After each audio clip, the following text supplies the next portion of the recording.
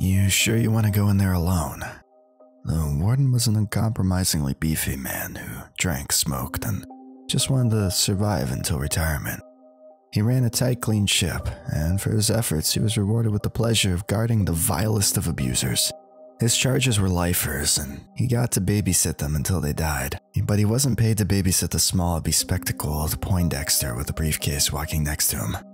Yes, the little man said, avoiding eye contact. I think he'll be less inhibited if there are no guards. That's the last thing he is, the warden growled.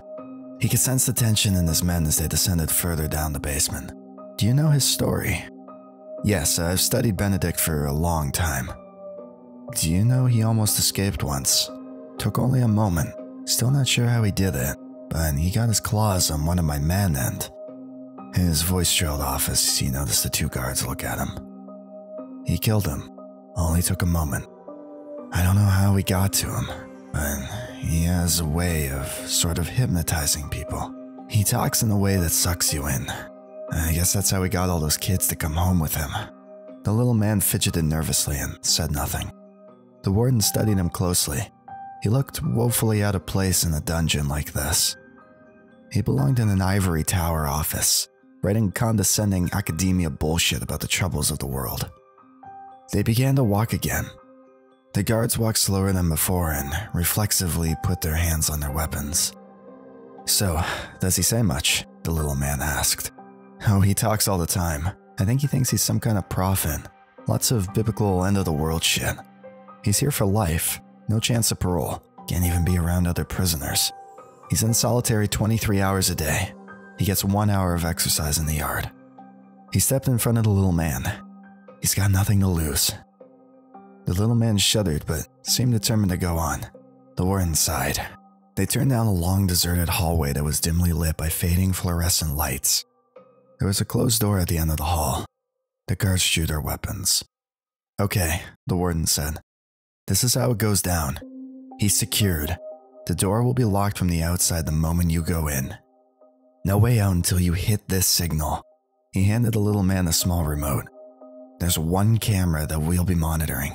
No windows. It's all padded, so no sound. As you requested, we won't be listening. No audio. The guards will be with you the whole time. The lights? This remote here shuts the lights on and off. Not sure why you'd want that. Perfect, the little man said. But I was promised he wouldn't be tied down. Cuffs are okay, but not chained to the chair. I don't know who promised you that, but he's going to stay chained. I'd advise you not to get within 5 feet of him. Warden, I appreciate your concern, but please, I had to call in a lot of favors to get this interview. I must have him relaxed. He has to be unchained, and no guards. Are you crazy? Please, Warden. I know the risks. Again, favors. He handed the warden a small slip of paper. The warden read it carefully, his expression changed from pity to annoyance. I'm not taking responsibility for you if you go in alone. I understand. Please, Warden. The warden sighed, pulled out a cigarette, eyed the door nervously, and then nodded his head as a signal to open. The guards checked the small view screen to ensure that Benedict was secured. One drew his weapon and the other nervously approached the door. The guards made eye contact, nodded curtly, and rushed into the room. Benedict watched them curiously. He was in his late 40s, still fit despite years of solitary, and had a piercing, unblinking gaze. He offered no movement or resistance. He scanned the intruders and then fixated on the lit cigarette. The warden knew he'd salivate over it. Hello, Benedict, the warden said, standing close to the door. This is the guy who wanted to talk to you. Are you okay with that? He puffed the smoke in a small display of superiority. Benedict looked him in his eyes and wet his lips. It would be my pleasure, he said in a measured, slow, soft voice. The warden nodded, and do give my best to Susan, Cassidy, and Cody. The warden reflexively tried to stay calm, but his forehead instantly began to sweat as the murderer spoke the names of his wife and children. The professor here just wants to interview you. You play nice, and you get an extra hour in the yard every day next week. The first guard kept his weapon pointed firmly at Benedict's face. The guard was tremulous and looking for a reason to shoot. The second guard nervously unlocked Benedict's chains. The prisoner's eyes raised as each lock clicked open. He met the warden's gaze with an amused, questioning look. In an instant, they both knew the little man was in grave danger. The warden grabbed the little man again and whispered into his ear, "This is nuts. If he charges, we'll come in firing. We'll be shooting to kill. If you get in the way, well, it won't be good. I know people who think killers are sympathetic. I know people who think that they're the ones who can find the good in them or some shit. But there is no good in him. Only darkness. I know others who are just fanboys. Sickens me. Don't think you're special to him or to me. I don't care who wrote your little note. Also, don't forget that he's a killer who mutilated 13 children, almost 4 years old. Don't forget that." The little man nodded. The guards retreated, weapons still trained on Benedict's head, and the door shut with a vacuum seal thud. The little man sat on the chair across the small table from the cuffed killer. Benedict's eyes focused on his every mannerism. The little man put his briefcase on the table, folded his hands, looked at the killer, and smiled nervously. "What can I do for you, Professor?" His voice was low and soft enough that the little man felt compelled to lean in to hear. "Thank you for agreeing to this. I've read all your writings and media pages, and you want my autograph." Benedict held up his cuffed hands. The little man paused, seemed to realize that he sounded foolish, then continue. "No thanks, no. But again, thanks for taking the time to talk to me." Benedict raised his eyebrows.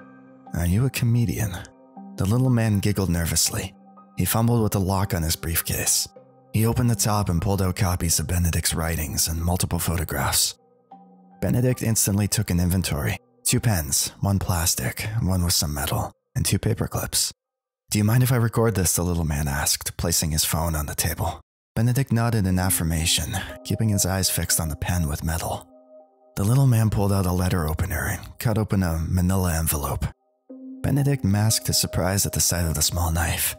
"So, where would you like to begin?" Benedict studied the little man. He wasn't making eye contact, his movements were jerky, no rhythm, a clear sign of fear. He wasn't sure how to start the interview, another sign of fear. He'd probably never been out of his office. This was almost too easy. Benedict considered him prey. He licked his lips. "Would you like to hear about my mother?" The professor laughed nervously. "Well, I think what I really want to know is why you did it. I mean, a lot of the victims were, well, children." Benedict took a deep inhale. "I wanted to destroy the illusion of innocence." The professor gulped. "Are those pictures?" "Yes," the professor said, pulling out the photographs of the crime scene. Benedict had called the police himself, perhaps bored of the chase. When they arrived, dead bodies were hanging on the wall of his small ranch house like obscene Christmas decorations. Benedict confessed instantly to the crimes. Unlike other mass murderers who commit suicide, Benedict relished in telling the parents of the victims every detail on their children's sexual assault, torture, and pleas for mercy. Benedict seemed to enjoy describing exactly how each sounded when they cried. He became excited at the prospect of seeing the pictures of the scene. "I can't see. Move them closer." "Oh, okay, sure." The professor slid a batch toward the killer, still clipped in the upper corner. The little man said nothing as Benedict slowly paged through the pictures. He stared lovingly at one particularly brutal photograph of a child lying in a pool of blood and vomit. The body will often expel feces or semen at the moment of death. Benedict stated placidly, "It's beautiful. Don't you think it's beautiful? Angel lust. The death of the innocent?" "No, I can't really look at those pictures. Gives me nightmares." Benedict smiled. This was too good to end quickly. "I'm afraid I never caught your name." John Smith." "Is that right?" The little man shyly giggled again. "Do you ever think about them?" "Yes," Benedict said, looking up from the photos and squarely in the little man's eyes. John Smith squirmed in his chair and broke the gaze. Looking down in his lap, Benedict, imperceptible, slid the larger paperclip off the table into his lap. John looked back up. "I used to think about them every night. I carry a piece of them with me. I used to be literal." Benedict smiled at this macabre joke. "They come from me at night. Small voices begging me to stop. It's like a lullaby." "Do you ever feel guilty?" "Why?" "Well, they are children. For now, but then they'll grow up to be policemen, or bankers, or models. They'll perpetuate the lie of this world. I helped them escape before they became as evil as the rest of us. You think we're all evil? Benedict laughed. All evil. All predators. It's just that I'm the only one honest about it. Millions of more children will die of diarrhea this year than from anything I did. Millions. And do you care about that? Sure. Really? Have you saved any of them? Well... Benedict leaned back in his chair and looked to the ceiling. Under the table, he quickly bent a paperclip into a small pick and began to work the lock of his cuffs. You go about your life, secure in the knowledge that you are a good person. But a short plane trip away, children are starving, being raped, being killed, and you don't care. If they are little cute white kids, you pay attention. The little man scrunched his eyebrows. I'm not sure that's fair. You don't know anything about me. I know much more about you than you think. Would you like me to tell you? Sure. Benedict leaned across the table and spoke softly. Your parents were professionals. Academics, probably. They were fixated on their work, and you always felt that you needed to live up to their standards. You made good grades, but excellence eluded you. You were accepted into a state college and got a master's degree. You tried to get into medical school, but failed. So you got a doctor in some psychobabble that was given more out of charity than achievement. John seemed to shrink in his chair, his face belying shame and vulnerability. Benedict smiled and savored his dominance. You married, but you know she never loved you. You also know she's cheating on you. You're hoping this interview leads to a big splash in the papers, and finally some work that you can be proud of. Benedict's voice continued to lower. John leaned in to hear. Am I close? John looked stunned. That's incredible. His voice was soft and weak. I know everything about you, but I won't help you with your interview. John looked hurt. Why not? Because I don't trust you. You won't even tell me your real name. If you want me to trust you, you'll need to show me. John looked up hopefully, seemingly eager to please his master. How? Benedict looked at the camera. John turned around for an instant. Cover it. John thought for a moment. He sighed, took off his coat, and reached toward the camera. He dutifully hung his coat over the lens. While his back was turned, Benedict freed his hands, quickly snatched the letter opener and hid it in his lap. Better? Better. Benedict smiled. I can tell there's a question you really want to ask me. John looked shaken. Yes, he said softly. He sat down, paused, and gathered his thoughts. Yes, there is. Benedict leaned forward, inching his face across the table. John did the same. Have you seen it? John asked quietly, his eyes pleaded. Benedict paused. Yes. His voice was barely a whisper. John leaned closer. The darkness, John whispered. Benedict smiled. Yes. John leaned closer. Tell me about it. The darkness lies in all of us. It's in your heart right now, just waiting to bubble to the surface. John leaned closer. The world is a vampire. It feeds on the poor. You grow fat eating the bodies of children. I just let it show through my actions. I'm really just you. I showed the world its hypocrisy because I have the strength to do so. You just sit by and let the rich grind their bones to dust.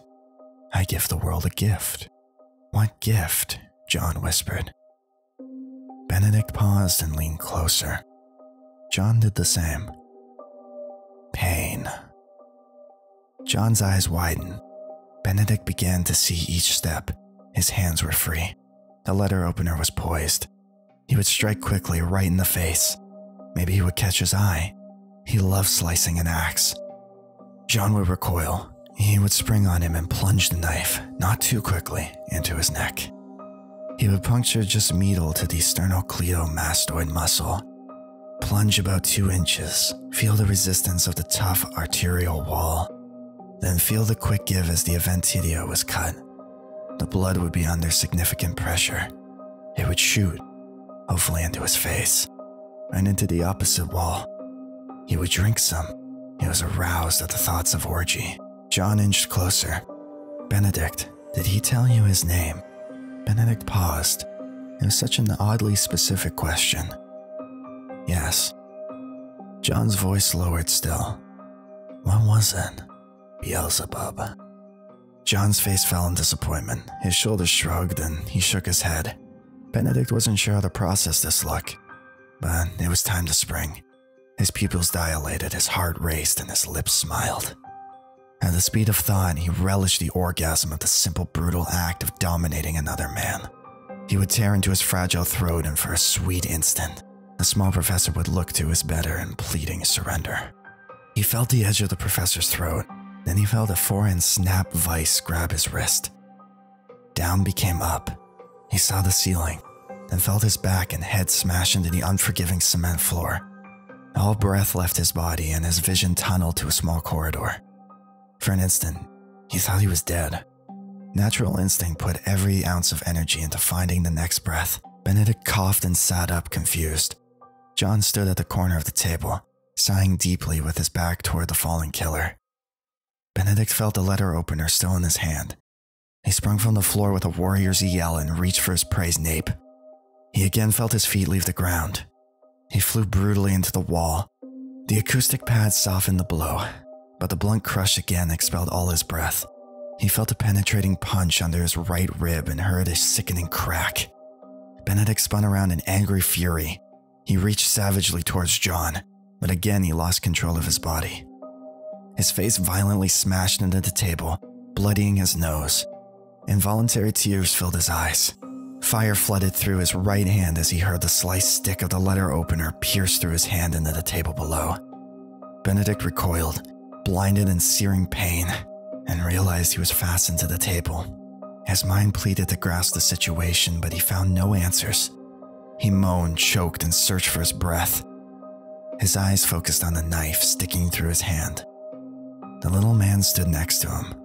He reached forward, grabbed the knife, and yanked it with enough force to lift the table for a small instant. Benedict's hand was free and he slumped back into the chair. He gasped for breath and stifled a cry. John sighed, calmly righted his hand from the floor, sat down, and stared at the table. Benedict instinctively squeezed his hand, trying to stem the bleeding and the pain. John rubbed his head and searched for words. He eventually looked up, met Benedict's eyes, and sighed in disappointment. Beelzebub. Beelzebub. Really? That's the best you could come up with. Why not Asmodeus? Or maybe Beetlejuice, or Darth Vader? And did I hear you right? Did you really quote a line from the Smashing Pumpkins? Are you serious? John shook his head and clucked his tongue. I'll be honest, I'm disappointed. Call the warden, Benedict hissed. He looked at John with abject, burning hatred. I will give you credit for getting the cuffs off so fast. That was pretty good. But the letter opener? Really? You went for that instead of the pen? I really expected more. Benedict was humiliated and hurt. He searched for a way to attack his foe. John seemed to notice. Well, here, you want to try again? He tossed the letter opener toward the prisoner in a clear act of dominance. Benedict shrugged. I'm not going to talk to you. Let me out. And all that bullshit about pain and rich people. My goodness, I expect better exposition from some freshman seminar paper. He shook his head. You're really just nothing. I mean, just nothing. He gathered the pictures and papers and stacked them neatly in the briefcase. He thought for a moment and looked Benedict in the eyes. Benedict met his gaze, and for a brief moment, John's eyes turned completely black. Benedict was angry and hurt, but in that moment, he became scared. I thought your actions were so horrific that you had actually seen the darkness. The real darkness. Not the watered-down version we experience every night. The real darkness. He has a name, but you didn't. At least not in a conscious way. But those kids, I mean, that was so horrific that maybe you saw it in the past or in a dream. Maybe you're just too stupid to notice. Anyway, I must apologize, but I have to check. Let me out. Benedict fancied himself the smartest man in any room. He'd been called evil, a monster, a villain, but never stupid. We've evolved away from darkness, haven't we? We hide from it. We fear it. We huddle together and pray for the dawn. Really, we become weak. If light leaves, well, We're hopeless. You're right. John Smith is not my real name. You were wrong about everything else. My parents are terrific. I love them dearly. I have a sister. I never did marry. I was good at numbers and did pretty well as an accountant. Made partner early. I had a good, if humdrum life. But one night, I saw the darkness. I saw it just as clearly as I see you now. I thought I was dreaming, but I wasn't. It spoke to me. It was real. It was real. He began to turn the briefcase, revealing a hidden snap on the side. He slid it open. He looked squeamish and he backed away. Two thick, hairy legs poked out. John pulled out a pen, fished in the pocket quickly, and pried out a hideously large spider that had waited smashed in a tiny space. John backed up and shuddered.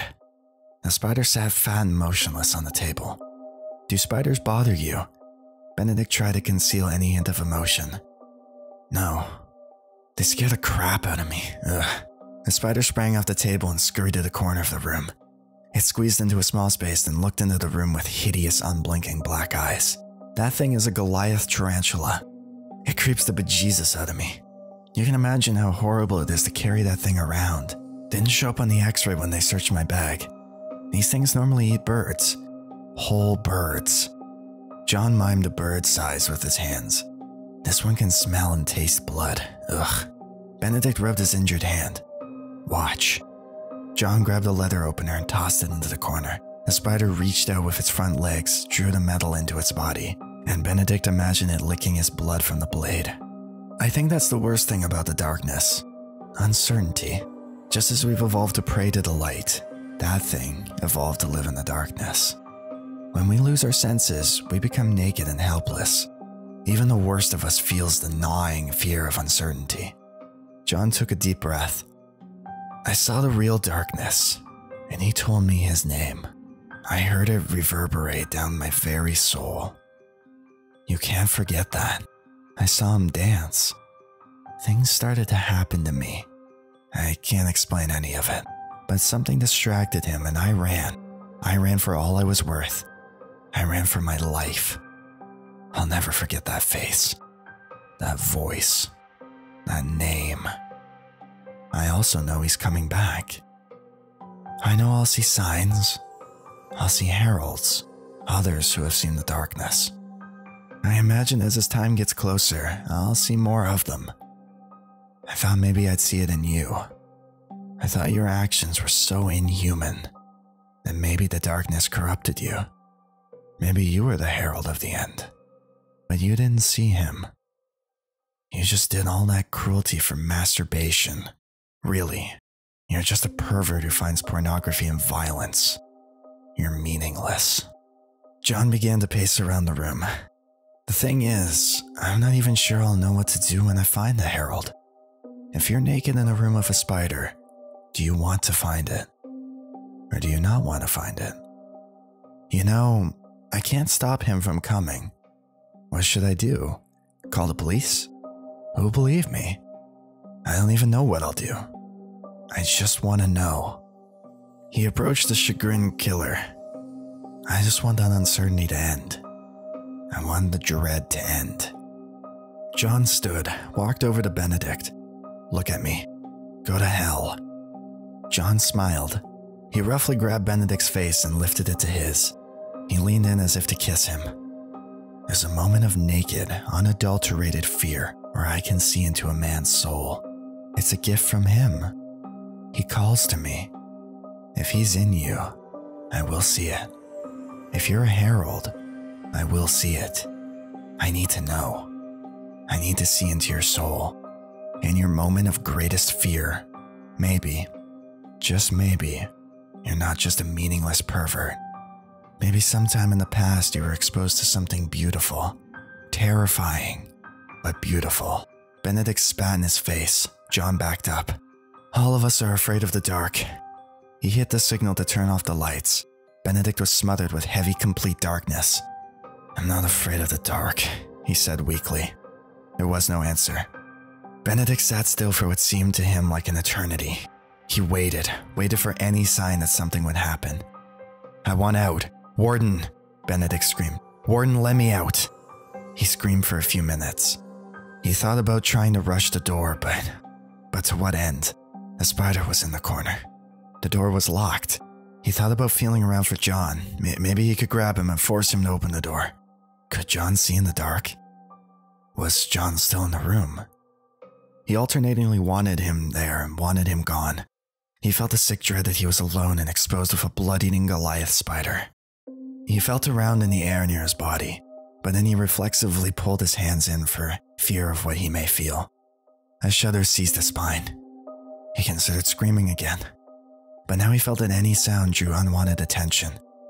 He sat perfectly still, listening for any movement or breath. All he heard was his own heartbeat.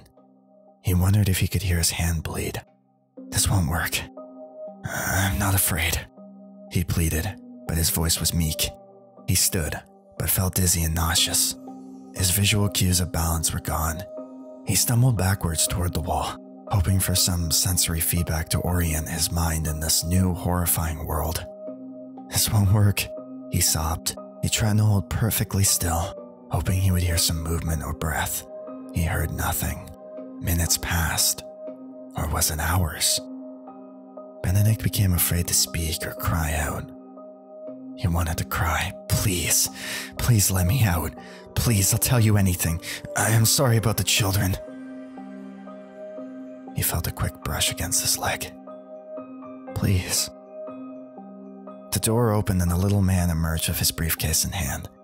You were in there a long time, the warden said. Holy! I don't know what happened. Heart attack, maybe. I dropped the signaler and tried to do CPR for the last hour, but, well, he just died. I'm sorry, Warden.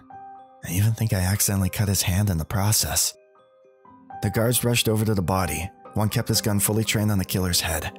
The other nervously checked it for a pulse. He shook his head. Again, I'm really sorry. Really. The warden looked puzzled at the placid look on the little man's bookish face. Did you at least get what you wanted? Tragically, no. Nothing useful. I really thought I would with this one. They both glanced at the dead body on the floor. Warden, I heard you have an interesting prisoner in cell 12, Block D, life term. Killed a family of 6? Yeah, he's a piece of work, all right. Do you think I could ask him a few questions? In the same room. The warden backed away from the unnaturally calm little man. Sure. We'll set it up for next week.